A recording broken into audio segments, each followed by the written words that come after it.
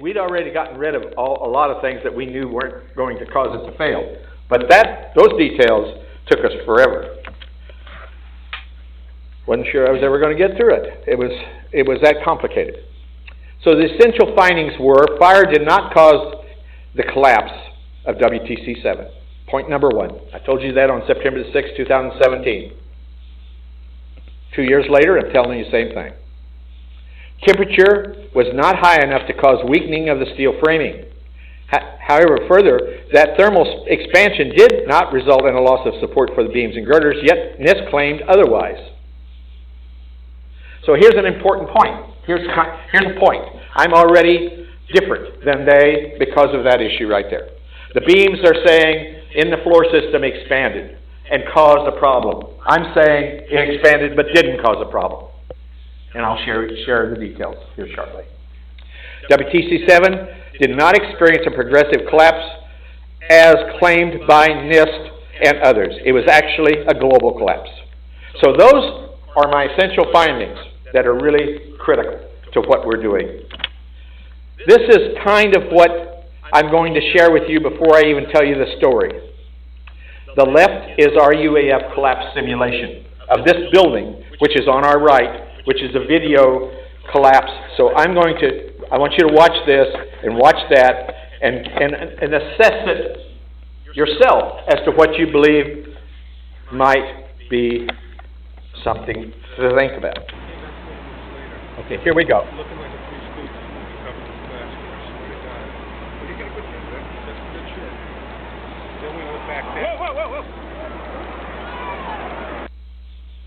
Okay, that's our simulation.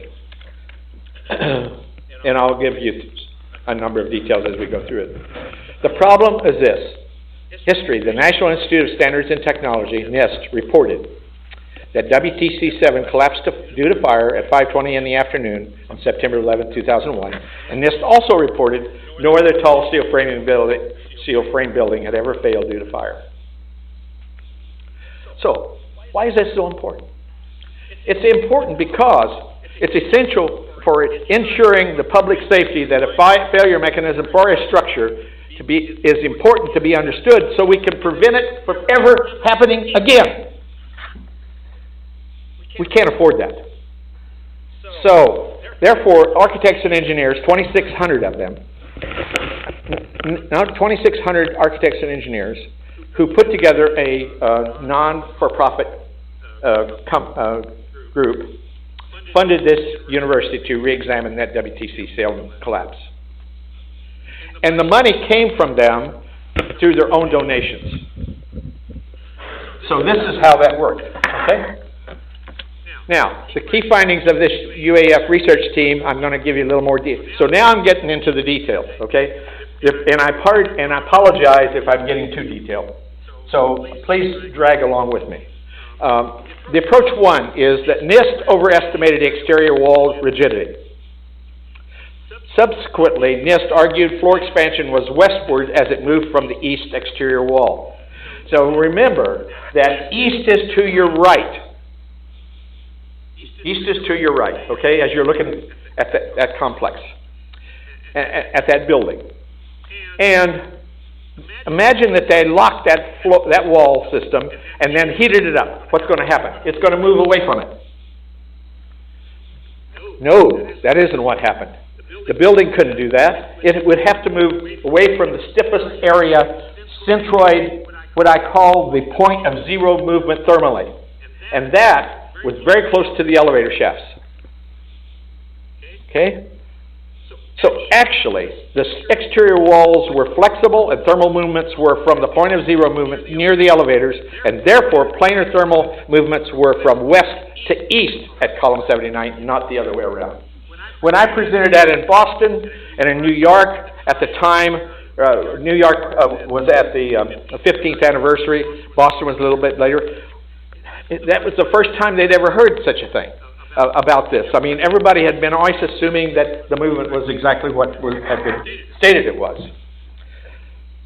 So NIST argued that girder A2001 moved off the bearing seat, and I realize I don't have a picture here, but we will get a picture here shortly of this. Moved off the bearing seat at column 79. UAF found that that movement at that seat was in the opposite direction and was very, very small and not an issue. The UAF findings showed also that the relative movement of A2001 to the base plate on column 79 was actually 3.68 inches for a non-composite movement. Non-composite means that the concrete and steel move separately with respect to one another. They're not being pulled together. 2.18 inches for partially composite. That's when I had friction working and the concrete was sitting on the steel and we could have that. I'm not saying that's what was there. I'm saying I'm looking at the extremes. I'm looking at composite versus non-composite. So for non-composite, it was 3.68, partially composite 2.18, and less than 1 inch for composite behavior. The condition at the time of the fire was composite, by the way. Okay, this is column 79. This is the thing I'm talking about. And in here, we ended up with overall movements that you see over here and we're moving from column 79 to these. Over here is about where the point of zero movement is, and there everything's moving from west to east. Okay? Are you following this? And this is on floor 13. Are we all okay? Feeling good about it? All right, good. So approach one, wait a minute, I'm sorry. So the other thing I want to share with you is the movement of girder A2001 relative to column 79, floor 13 was as follows. We looked at composite, partially composite, non-composite, and NIST only looked at one thing. That was 5.5 inches to the left, non-compositely, and these are the things I just told you about a few minutes ago. NIST later revised their girder movement 6.25 inches after being alerted that the bearing seat was 12 inches wide and not 11, as originally stated. And NIST also only examined the non-composite condition, which wasn't the case on that day. It was truly composite. Approach two. We took Abacus, very, very sophisticated finite element program, which if it doesn't have the algorithms you need, you can add them to it. It's really quite powerful. It's really a wonderful program. We looked at that program and we used it to simulate, using solid elements, the floor framing for floor 13. That's where all the buzz is about, floor 13. These elements were used to evaluate the validity of NIST's collapse initiation hypothesis, and the NIST assumptions were the exterior east wall was fixed, and that was not a valid, it was not valid, it was flexible. I think I've already told you this more than once. Shear connectors on several beams were broken. We saw no evidence to consider this to be a valid assumption.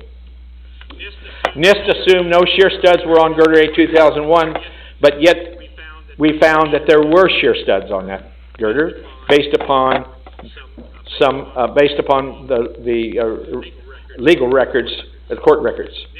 NIST assumed bolts fastening girder A2001 to its seats at column 44 and 91 were broken. This was also an invalid assumption.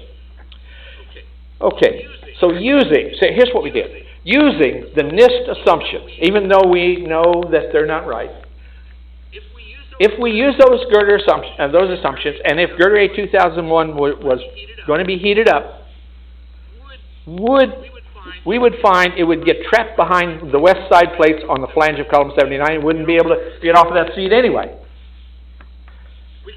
We considered a movement to the west to be invalid because the east exterior wall was considered fixed. This was not an invalid assumption. And furthermore, the column flanges had those side plates that would prevented the girder from walking off the seat. All right. Approach 3. We also used SAP 2000 to three-dimensionally simulate numerous failure hypotheses. What I'm saying here is in each case we examined failure modes and evaluated if they would lead to the total collapse observed on September 11th. So we tried this and we tried that. Well, there was a lot of different opinions about what happened there. So we tried to consider every possible situation to see if the structure would respond that way. Based upon our analysis, we found the following. Columns 79, 80, and 81 did not fail at the lower floors of the building as asserted by NIST. if columns 79, 80, and 81 would lead to failure of the next row of core columns, exterior columns at the southeast side would be overloaded and the building would tip. That means, if that was true, that means that the building wouldn't come straight down, as you've already seen. It would have tipped. Couldn't have been that. Simultaneous failure of all core columns over 8 stories, followed at 1.3 seconds later by the simultaneous failure of all exterior columns over 8 stories, and those produces almost exactly the same behavior that you saw in our video. So think about this: entire floor, all the interior core columns came out simultaneously. The exterior 1.3 seconds then came out, and the building then dropped in free fall. Actually, the penthouse came down 5.5 seconds earlier. So, and I'll show you all those details. Based upon simulations, the collapse of WTC-7 was a global failure involving near simultaneous failure of all columns in the building and not a progressive collapse involving sequential failure of columns throughout the building that lots of people have argued were. The details behind the science. In the following slides, I'm going to attempt to go through the details of our study, and I apologize if I'm going to bore you to death. First, we determined mechanical and thermal centroids at floor 12 and 13. That's the first thing I did the first day we started, because I felt like, number one, we needed to know if you heat up a floor, where it's going to be moving with respect to. Okay, so I've said this more than once. But we also wanted to know the mechanical centroid, because if you apply a load somewhere on the building, is it going to twist? Is it going to rotate? Is it going to come? Is it going to tip? What is it going to do? We need to know its response. It's like a human being. You do something to, you're going to get a response. You know, so a building behaves similar. Sometimes it doesn't like you. So second, we developed a nonlinear spring stiffness for the connections. That was to save time and also to get an understanding of how the connections between the girders, the beams to the girders, and the girders to the columns actually behaved. Then we developed equivalent nonlinear spring for the computer model. Third, the concrete floor was built using stay-in-place steel forms, which means the stiffness of the floor was different in mutually different directions. The forms actually have flukes. They actually are stiffer in one direction than they are the other. It gets poured full of concrete, and therefore the structure behaves differently. So this was accounted for by developing equivalent performing elements that we did to save time. Then we could take those equivalent elements, basically we're substructuring the structure and looking at its behavior. And fourth, we examined the planar thermal movements of the floor for composite behavior. That's when all shear studs were in place. Partially composite, that's for frictional resistance between the concrete floor and the steel framing. And then the non-composite, in which we allowed for no shear studs or frictional resistance. Okay, which is the way NIST did. This is a look at floor 13. And if you look at this picture right here, there's column 79. This is the exterior wall. So at the exterior wall, the amount of movement is 6.844 inches to the right in the X direction. At column 79, it's about 5.801 inches. So basically, about an inch more right here. So where is all the movement coming from? So look down in here. +5, -4. Somewhere in this zone is where that movement is occurring from. You see what I'm saying? So this was a computer model of the heat that was put on that using the NIST fires, and then we simulated them to see if we agreed with them. This is column 79, and at that floor 13, we had 1.85 inches to east and 0.94 inches north of how much that moved at 600 degrees C. Evaluation of the NIST hypotheses is what we're going to talk about next. Here is column 79. Here is column 80, 81, column 44. Here's a group of beams up here with horizontal stiffeners between so that they wouldn't buckle. And here's the other beams, B3004A, and so forth. The reason that's kind of important is we're going to take a computer model and virtually simulate that and then use the NIST assumptions to see if they were actually correct. I didn't want to say, okay, I'm not going to accept it. We needed to be able to be sure that we knew that whether it could have been correct or not. All right, so taking that, NIST argues that the absence of girder shear studs caused the girder to not have sufficient lateral restraint. Failure of the girder to column connections were caused primarily by thermal expansion of large span lengths of the northeast floor beams. This is their arguments. These are not my arguments, please understand that. You see the big letters NIST? Okay, that's not mine. Absence of girder shear studs. If they're absent and it's heating up from, and it's moving from that exterior wall that they claim was fixed, then it's going to go west, okay? And this is plan view, and this is the girder A2001 from the drawings. From the actual drawings, okay? This is just another view, counter-argument to girder missing shear studs. It was found that the court records show that there were 30 shear studs were equally spaced along that girder. So, the solutions that they had based on no shear studs was not valid. NIST conclusions also stated that fire-induced weakening of critical columns did not cause the WTC-7 to collapse, and I don't disagree with that. Temperature in column 79 was below 200 C. That's okay. We got similar. Horizontal beam movements were caused by thermal expansion, no problem with that. And lateral displacement of girder framing into column 79 was a result of thermal expansion of the beams framing into the girder. Basically, they said at column 79 they lost lateral support over 9 stories, which then caused a cascade of failures to occur, and then from that you would have ended up with the failure you would have seen in the video. Keep in mind, if I was to go back, and where's column 79? It's not in the middle of the building. It's over there on the northeast corner, pretty much, right? And notice, there's nothing symmetrical about this building. It's a trapezoid. So those things aren't helping anybody. And it was quite a complex building. The other thing that happened, which we discovered pretty quickly, is NIST modeled the connections within this zone, all around column 79, all that area. But they did not model the connections over here. And they did not model the connections along the exterior. So area 4 where connections were modeled from floors 8 to 14 were in that zone, which really bothered me. Bothered me because it's not representation of what the building had. So outside the selected area, connection failures were not modeled by NIST. This is just a summary of what I just told you. And NIST used fixed or pin. Connections were not modeled by NIST on any exterior walls. And so here we are.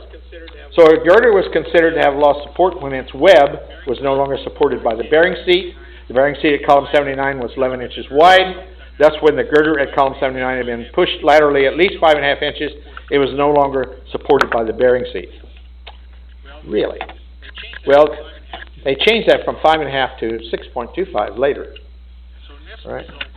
So NIST results were, okay, so let's just take a look. We're going to take a look at their model, their simulation based on what I've shared with you so far, and the actual footage. So bear with me.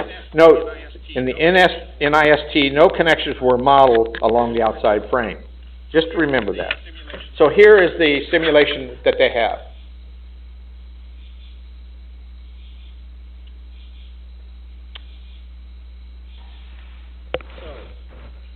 So, that's their modeling. This is again, looking at this side right here, you see that there's an outside selected area that were not modeled, and then this progressive cracks appear to be in 2 different parts. Okay? So here you can actually start to see it, what I'm talking about. You're going to see something going on here. All right, so let's see what it looks like, what I'm talking about. So notice you have different stiffnesses just because of the connection issue. All right?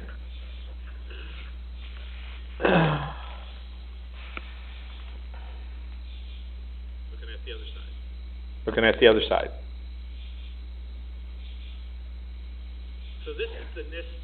So this is the NIST simulation. All right? So what about us? What about the UAF analysis of the NIST collapse initiation hypothesis and the propagation claims? A solid finite element model of structural members in the northeast corner of the 13th floor of WTC 7 was generated. We used Abacus to do that, by the way, and we used solid elements. A finite element analysis was then performed to replicate the results claimed in the NIST WTC 7 report that girder A2001 was pushed or rocked off its seats in column 44 and 79 to initiate the collapse of the building. Here we are with respect to that plan view for column 13. Okay, we are floor 13. There's column 79 here. Here's columns 80 and 44. We need to focus right here. Girder A2001 spanning from A44, column 44 to 79. Column 79 is circled because that's where all of the buzz was about. This is the virtual model of the floor system from Abacus, kind of showing you exactly, and you'll see right in here there are frames, because that's another point of controversy. They're claiming those didn't exist. We found that they did. This is the picture of the frame itself out of Abacus before we perform an analysis on it, before we heat it up. This is the so-called side plates I was telling you about. Here is a W shape, if you look at it. And then there are side plates that extend beyond the flanges, 2-inch by 26-inch build-up side plates, and that's a W14 by 30 structural shape. And so if you imagine that that column had a bearing seat, we'll say, and a beam was up against it, those side plates would stop it from moving off the base plate. And this is what it looked like off the drawings. So this is a plan view connection to girder column 79. And this is girder A2001, by the way. Okay? And right underneath here is the base plate. Okay? This is a view of what happened when we heated it. You can begin to see that this girder tried to shove west using their assumptions, fixed on the exterior wall, all that kind of stuff, and tried to shove, but it couldn't come off of it. So the Abacus analysis of floor 13 with the assumed temperature distribution from NIST and original load condition, the side plate on the flange of column 79 would have prevented A2001 from moving to the west more than 3.5 inches. Locked in, couldn't do it. So thereby preventing A2001 from losing its support at the bearing seat.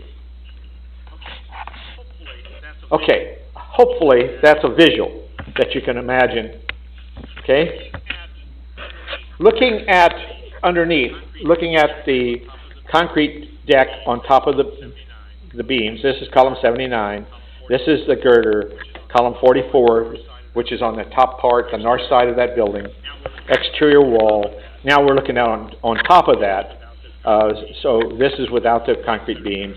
This is W, column 79, 79, 44. There's W33 by 130 is A2001, and there's your exterior columns. This is a NIST analysis. We ended up with the exterior columns having the buckling conditions, W24 by 55 floor beams. This is W33 by 130. So this is exterior columns, and these are the floor beams that actually were buckling between them. Another view of that. Here's what I'm talking about earlier. I said this beam buckled, that's beam buckled, this is plan view, this is column 79 right here, this is the exterior wall, this is due to heat. And over here, I've called your attention to this more than once, they did not include the bracing that was actually built into that building.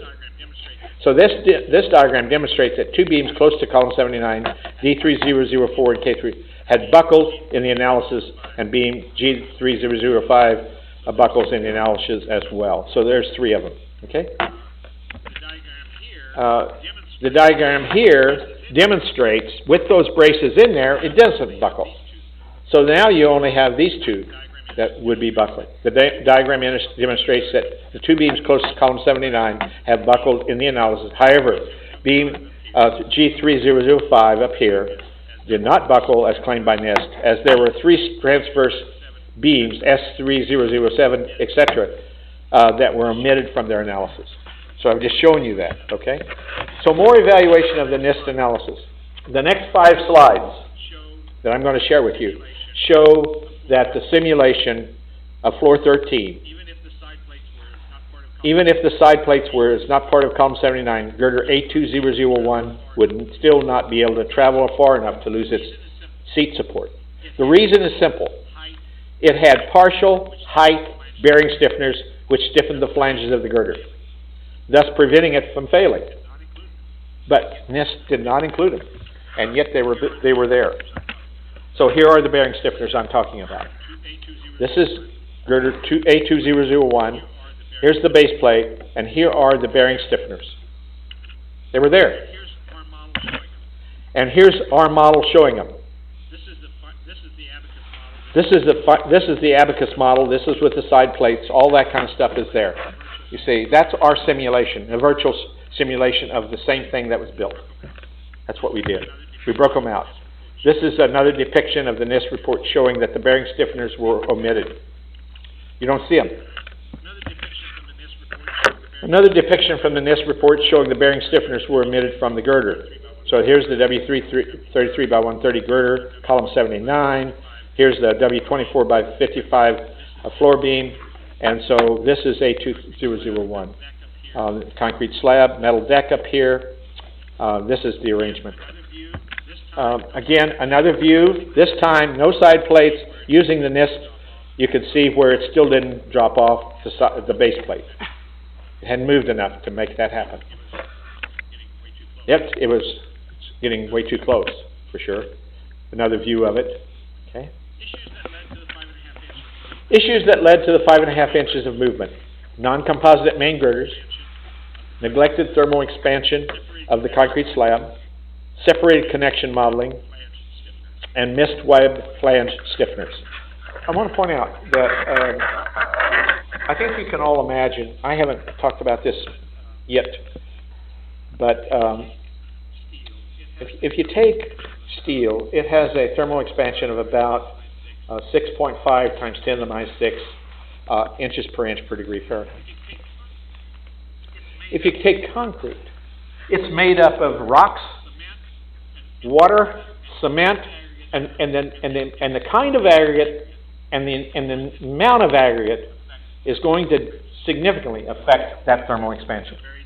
Limestone, for example, has a very different thermal properties than does sandstone, than does dolomite, than does other rocks.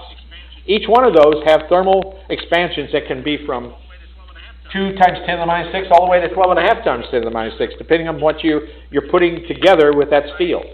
In this case, I tried to do our best to locate what the aggregate was that they were making concrete with in that area and put that into our model, okay, to simulate what was going on. Here's the comparison of the UAF NIST modeling approach. Steps taken. The floor framing, steel connectors, springs, yes, we had them. NIST had some, but not all. Exterior steel framing connections include springs, yes, they did not. Girder to column stiffener plates, we included them, they did not. Floor beams that were composite, floors that were composite with beams, not major girders, we considered them. Floor beams that were composite with beams and girders, we considered them, they did not. Thermal expansion of the concrete deck, we considered it, they did not. And thermal conductivity and expansion of material properties, we considered it, and they did not. So, now, what about the NIST fires? This is the distribution of the heated up floor systems due to, at different times at floor 13, by the NIST temperature distribution. And we did some modeling of the temperature within the floors and came up very similar. So no arguments there, and we used these temperature distributions as part of the analysis. The UAF WTC 7 abacus modeling, this is kind of what it looked like. You can begin to see that This is for floor 12 and 13, not for all 47 stories. You can imagine what it would have meant to do that. We took a look at the connections between the deck and the beam, and I haven't put very much in this slideshow about that. But basically what we did is we looked at a frame insertion point, joint offset, and we then accounted for the interaction between these two when they were acting compositely. We then looked at sample connection response. Here's a sample connection. I'm not going to show you all of them. I'm just going to show you a snapshot of what we did. Here is the model. Here is its performance, steel loading versus displacement. We ended up with a behavior that looked like that, and here's where it was located in the building. Then we took another one. This was what they call the fin connection sample, where we had an interior girder going into a beam, W16 by 26, and we modeled it, and that was what's called F, and that's where it was located. And so we took each one of these, put them together, and put it into the structure. This is the abacus connection model that I'm just talking about. You can see it's a shear connection, just bolts. It's not, the flanges are not fastened to anything to resist moment there. Here's an example of it behaving. What is it? Oh my gosh, it's actually moving, you see, and it has the bolts there, the shear bolts, and that's pretty much how it's going to look. And this is a moment rotation curve for that. Despite the fact I said there's no moment, the bolts are still resisting some twist, some rotation. Okay, here's another look at what it's going to look like if it's really starting to get stressed. Okay, shear displacement. Then what I'm going to take you to now is what we call the UAF SAP 2000 collapsed computer model. This is the 47-story, floor 3 to 47 stories, including all the bracing and the framing, three-dimensionally. The structure was built on a substation down here. I didn't talk about that much. I guess I had enough to talk about for 4 years, and I didn't want to hold you that long. So we have basically computer models to look at what's going on. Oh, I'm sorry, I'm going in the wrong direction. I apologize. Remember that we saw a fairly significant amount of load that column 79 could take in if we'd had a 200 degrees C, and so 5,142 kips was what actually was acting on that structure at that day. It moved 1.92 inches to the right and 0.73 inches upward. This is a composite response. What do our UAF conclusions say? The concrete floor beam diaphragm stiffness is significant even with no shear connectors because there's friction between the concrete and the steel framing, and it's not trivial. The thermal expansion of the concrete deck cannot be ignored, and it's likely with that less than steel, the value is highly dependent on the type of aggregate. Okay. I've intentionally taken you down redundancies all night long because I wanted you to be able to remember what I was getting ready to say. The research team evaluated fire by considering the airspace below the beams and the space between the drop ceiling and the structural steel framing. I initially did not intend to do that. Our dean said, maybe you should think about that. So I did. So we did look at that issue. The result is that the fire underneath will likely burn through the drop ceiling quickly, and its resistance to heat transfer is likely not available to help anything. The NIST vertical collapse was not consistent with that of the actual observed collapse. The difference was primarily influenced by their not modeling a significant portion of the structural framing connection details. At least that was certainly some of it. So what about the actual collapse? What about this? We evaluate possible failure modes using SAP 2000. We conducted failure mechanism studies using both Abacus and SAP 2000 to ensure reliability and accuracy. What I'm saying is that we would take, there were people who would contact and say, hey, take out all the core columns, and then the exterior columns will be folded inward and they'll buckle, and that's what that's what really happened. We would try it. We would try it just to see, and we could never get that to actually show up as one of the mechanisms for failure. We did it over and over and over again. A number of engineers said it had to be that. It just would not be the case. We evaluate collapse for various conditions. These included failure at the substation level. That's basically at floor 3. I was concerned initially when I came into this that maybe the support system at the ground level might have been the problem. Damage imposed by falling debris from towers 1 and 2. We examined that. Did it cause a problem? It really didn't do very much damage, but we did consider it. We looked at the radiant heat from towers 1 and 2 and its influence on the building structure. Not much influence. The building response for various columns being taken out, we did spend a lot of time with that. And I would have spent time with other things if it hadn't come to the point where we knew right away that there was nothing going to happen to follow that path. It just was not going to get us there. UAF methods for assessing building collapse. Here's the UAF collapse simulation velocity is a red, and actual building collapse velocity by David Chandler took the video and monitored aspects of it in time and plotted it. He was a physicist, and over a 2.5 second period, and you can see it's free fall. That's what that building did, and our red simulation points are very much on top of that, just to kind of give you an idea. So what about the collapse? We evaluate numerous progressive collapses, hypotheses, but we found it did not experience a progressive collapse, and yet we also then determined that it was going to be a global collapse. So the first global collapse simulation in perspective 1 is about what we're ready to look at. The simulation was done to compare with the collapse footage, and the collapse we're looking at right now is basically all the interior core columns were taken out at floor 13. We need 8 stories below that to provide space for that building to fall without being resisted. So floor 13, we took those out. 1.3 seconds later, we took out all the exterior columns at that floor. That's what you get about ready to see. This is the still of that. This is what's going on. What you see on the left is our simulation. What you see on the right is the building. Okay. First global collapse simulation in perspective 2. So we're going to look at it from a little bit different direction. Simulation was done to compare with the collapse footage, and this again was set at floor 13. So here it is.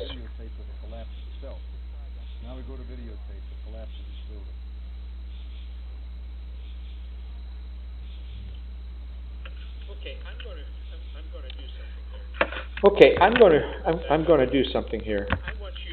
I'm going to go back up to here. I want you to be aware that when we started, we noticed that NIST did this, and we did it too. So the question is, this penthouse starts coming down first, and because it's coming down first, what is causing that to happen? And we determined column 7980 was causing that to fail. Remember, we spent a lot of time at column 7980. So we then took it out at floor 13, just like other people did. And then I began to ask the question, what if we took it out up here? What if we took it out up here? What if we took it out up here? And we were not able to get the time simulation to work until we started getting higher and higher. So right here, when you watch this video, it's about floor 43. But but I took it all the way up to 45, and we were almost dead on to the actual footage of the failure. Now just let me show you what I'm talking about. Here it's going down, and notice it's going to stop right there. Okay? And that's way above any fire. The fires were all floor 13 and below. So it wasn't a fire that caused that either. Okay? So this is the second global simulation in perspective 1 that I want to show you. Here I'm not cutting them off at floor 13. I'm cutting them off at floor 19. Okay? What does that look like as an example? Here is what we're about to see, different perspective. And here it is.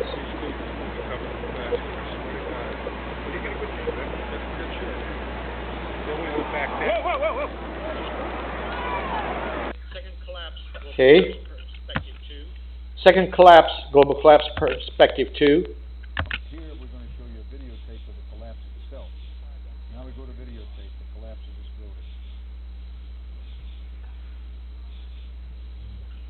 And then progressive collapse simulation for NIST. And then progressive collapse simulation for NIST assumption. Now here's where what we were doing was showing you what we found. What I'm going to do is share with you what NIST said had to happen, and we're going to show you the response, computer response to that, okay? The simulation was based on this assumption that column 79 buckled at floor 13, which led to the global failure of the building. The progressive collapse was simulated with the help of static analysis by progressively taking away those columns that failed. So when you take out some columns out, the load's still there, it's got to be taken by something else, right? And so we progressively took them out and took them out and took them out to get a handle on what it looked like. So here's where we started with the whole three-dimensional building, and here's what it started to happen by taking them out. So it wasn't the collapse we see. It wasn't the collapse that they showed on their computer, but this is what, if you take the story and put it into the computer models, this is what you're going to end up seeing, tilting, which is what I was pretty confident I was going to see when, on the first day I started this and looked at that centroid issue, because I'd done enough high-rise buildings to know that, you know, they're not wanting to fail straight down unless they are uniformly distributed straight down. So the analysis was based on this assumption of column 79 buckling at floor 13. The static analysis started by failing columns 79, 80, and 81. And even though through the analyzed axial forces it didn't exceed their design load capacity, you're going to see green circles. What I'm getting ready to do is share with you, green circles mean it didn't exceed the capacity. Red circles means the columns exceeded their design load capacity. So here we go. There's three columns that did what? Exceeded or did not exceed? Did not, right? So we don't see anything happening yet. Still, here is, again, nothing failed at column 79, 80, and 81 were removed, but columns 76, 77, and 80 were removed to initiate progressive collapse. We took them out anyway, all right? Here's the look at the floor system, if you look at it from a side view, and then you begin to take these out as you move forward. So some of the columns started to fail and were significantly signified by the red, and then the green circles again signified the actual load that didn't exceed the column load capacity. We keep taking them out. Now there's no columns left, and there's nothing there to carry the load. And here, by more than failing 5, it can be seen that it does not match the video. So here is what the building would look like in a tip mode, and that would be another view of that failure, and so forth. Okay, so that's my story. Here's the summary and conclusion, and then I'll let you go home and eat. So WTC 7 did not fail due to fire. WTC 7 did not experience a progressive collapse. WTC 7 came down as a global failure in free fall. The penthouse failed when column 79 lost its support at near floor 45 above the fire, and this failure occurred approximately 5.5 seconds before all the inner core columns failed lower down in the building. After the interior core columns failed, 1.3 seconds later, all the exterior columns at that same floor level failed. We do know that more than one possibility could have occurred to give you almost identically the same thing. We know from floor 13 to 19 for sure we could simulate that very easily. While the failure could have occurred over 8 floors at various heights of the building, video footage showing floor 17 to 47 moving forward or downward as a unit suggests the failure occurred at or below 6th to 16th floor. That's just to put it together. Okay. So are there any questions? I apologize for taking your evening. Thanks, Greg. Do you have any questions? There's one back there. So when you showed us your chart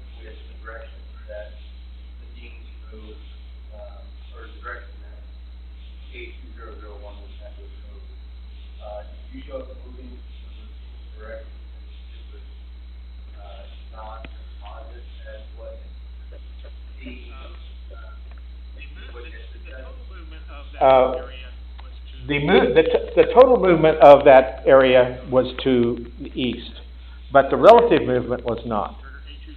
Okay? Because it had to do with girder A2001 moving in one way and the column being in a different location. All right? And so it was the relative movement between those 2 points. Yes? In one of your later slides, you showed columns with green circles and red circles. Correct. So the green circles are within their design specifications. Correct.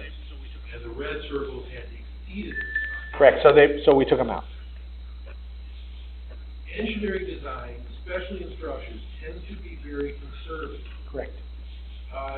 If the design load for a particular column is X number of pounds, is that the actual failure point, or is the failure point ridiculously higher due to conservative design? Well, keep in mind that when you design a building like this, you're designing it for dead load, which means that that's the self weight of everything there. And then you're going to be designing it for live load. That's serviceability conditions. That's the use of the building. And that's what you would size it for, and then you would size it to be ensured that you got a factor safety somewhere above 1.5, maybe even maybe 2. Okay. Okay, in this case, when that building came down, there was nobody in it. There was no live load. There was only dead load. And so, by taking out these columns, what we were doing was illustrating that if they did come out, if they did have an interruption of some kind, what would the failure mechanism look like? That's what that is about. Trying to utilize this assumption and see if we can make it work. The actual load that would cause a failure is generally higher than the design load. Absolutely. But remember that if the temperature was high enough, you're going to lose a lot of that capacity. You follow what I'm saying? Questions? Oh, we started now. Please be clear. You said that the fire did not cause the blast. You have a hypothesis of I'm not going there.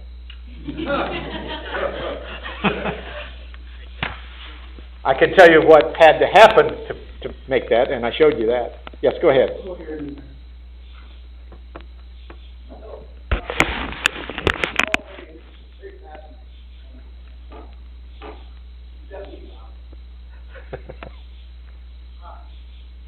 Couldn't help but notice the discrepancy with the UAF model on the left and the Fairbanks right.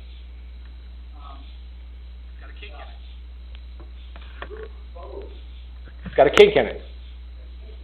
Ours did. It was just not quite as deep. Ours did. It was just not quite as deep as what it looked like in the video.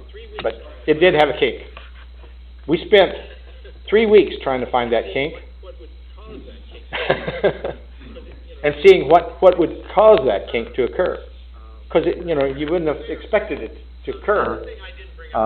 But it was there. The other thing I didn't bring up to your attention, which I should, is if you look at the building, it had a surfacing on the outside and windows and all that kind of stuff. And if there was any relative movement of one column to another, all the windows would be breaking. You would see cracks and distortion in the exterior sheathing because those were non-structural. You didn't see any of that, hardly any of it.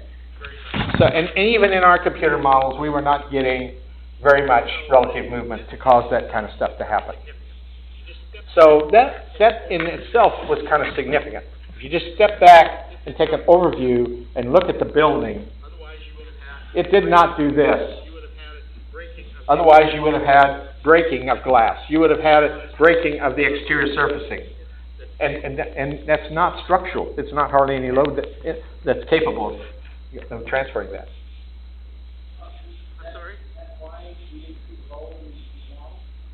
I'm sorry? Was that why we didn't see the bulk of the model? I'm not sure about that. I think about that. Yes, sir. What was the 0 time duration between the fire breaking out and the collapse of 1 the and 2 cellar was around 10 o'clock and in 11 o'clock. reference to 1 and 2 collapse? At 5:20. 1 and 2 was around 10 o'clock and 11 o'clock in the morning. This was at 5:20 in the afternoon. I'm sorry? Interesting. Yeah. Yeah, 5:20 in the afternoon. Any questions? Okay, thank you very much. Okay. Thanks. Appreciate it.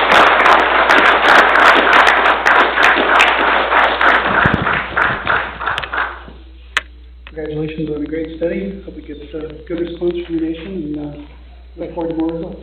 Thank Thank you. you all for coming. That's very nice. Congratulations. Sound okay, huh? Yeah. Good. Great work. Are all the people who, the engineers and architects, are they going to be reviewing it, you think? They will review, but I wanted to also be externally reviewed. Thank you very much. You betcha. Thank you. Yeah, I just talked to her today. Doing well. She's going to be back here next summer. Every now and then I see her in Facebook. Very interesting.